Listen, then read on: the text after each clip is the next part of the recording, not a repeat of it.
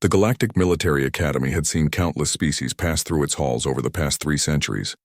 Towering Corinthians with their chitinous armor, swift Veldorans with reflexes that bent probability itself, even the crystalline Zephyr whose very thoughts could shatter steel.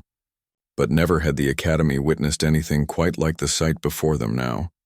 Commander Vrask stood at 7 feet tall, his obsidian scales catching the harsh fluorescent lights of the training hall. He was a Carix, one of the galaxy's most feared predator species. His kind had dominated the food chain on 12 different worlds before achieving sapience. His claws could rend starship hulls, his jaw could crush titanium. He was the Academy's most decorated combat instructor, responsible for training the elite of the elite, and he was currently crouched beside a human barely 5 feet tall, adjusting her combat harness with the delicacy of a jeweler handling diamonds. "Is this comfortable, Recruit Chen?" His voice rumbled like distant thunder, yet held an almost paternal softness that made several nearby cadets do a double-take. Maya Chen, humanity's first recruit to the Galactic Military Academy, nodded enthusiastically. At 22 years old and weighing perhaps 100 pounds soaking wet, she looked absurdly fragile among her alien peers. Her standard-issue armor had required custom fabrication. The smallest size available was meant for juvenile Pleiadians, and even that had to be modified. "Yes, Commander." "Thank you, sir."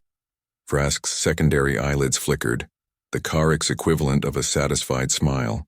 He rose to his full height and his demeanor shifted instantly. "Formation!" he roared, his voice echoing off the walls like cannon fire. 47 cadets of various species snapped to attention. Vrask's reputation preceded him. He had personally hunted down a void serpent in deep space using only a damaged escape pod and his wits. He had survived the burning of Krathzul. He answered to the Supreme Commander herself. Yet for the past 3 weeks, since the humans' arrival, he had been different. "Today's exercise," Vrask announced, pacing before the assembled recruits, "is a survival scenario. You will be dropped in the Blackwood simulation, a Class 9 death world environment. Gravity is 1.4 standard. The predators are programmed to kill. You have 1 hour to reach the extraction point." A nervous murmur rippled through the formation. The Blackwood was notorious. Last year, it had a 40% injury rate. "Recruit Chen will go first." The murmur became a wave of shocked whispers. Lieutenant Kess, a Veldaran whose species held the Academy record for Blackwood completion time, stepped forward. "Commander, with respect, the human is a recruit under my command," Vrask interrupted, his voice dropping to a dangerous purr. "Are you questioning my judgment, Lieutenant?" Kess retreated hastily. "No, Commander." What none of them knew, what none of them could know, was what Vrask had discovered in the humans' first week. It had been a simple sparring exercise. Maya was paired against a Corinthian twice her size. The match was expected to last seconds. Instead, it lasted 47 minutes. The Corinthian had superior strength, armor, reach, and mass. But Maya Chen had something else entirely. She had endurance. While her opponent tired, she kept moving. While others would have quit from exhaustion, she pressed forward. And when the Corinthian finally collapsed from fatigue, Maya was still standing, barely winded, ready to continue. Vrask had pulled her file immediately. What he discovered had shaken him to his core. Humans were pursuit predators. Not ambush hunters like his own kind, not swift killers like the Veldarans. They chased their prey across impossible distances until their targets simply collapsed from exhaustion.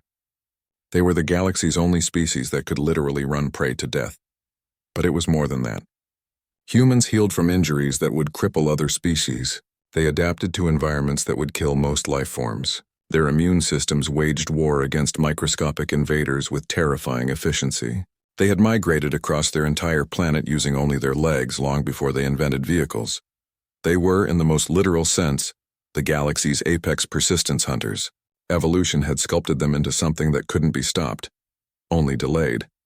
And the galaxy, in its infinite ignorance, saw them as weak. The simulation began. Maya disappeared into the holographic jungle, and Vrask watched the feeds with intensity that surprised even himself. The other instructors gathered around, curiosity overcoming decorum. "She's so small," someone whispered. Vrask's claws flexed. "Watch." The first simulated predator attacked within minutes. a blackwood shrieker modeled after one of the deadliest ambush predators ever catalogued. It dropped from the canopy at terminal velocity. Maya rolled aside with a precision that spoke of countless hours of practice. The creature crashed where she'd been standing and wheeled around for another strike. But Maya was already moving, not away, but parallel to its attack vector, forcing it to constantly reorient. 3 minutes later, the Shrieker's simulation parameters triggered its exhaustion protocol. It couldn't sustain its attack pattern. Maya had simply outlasted it. Impossible, Lieutenant Kess breathed. Improbable, Vrask corrected. Not impossible, watch. For the next 53 minutes, they watched Maya Chen do what humans had done for millions of years. She didn't fight most of the predators, she outlasted them. When she did fight, it was with a calculated efficiency that used minimal energy. She climbed obstacles that should have been impossible for her size, using technique instead of strength. She navigated terrain that exhausted larger species, and when she reached the extraction point, 12 minutes faster than the Academy record, she looked up at the observation camera and grinned. Vrask felt something in his chest, a sensation his species called krathix, the pride a pack leader feels for a promising hunter. That evening, as other recruits whispered about the impossible human and her mysterious guardian, Vrask filed his official report to the Supreme Commander.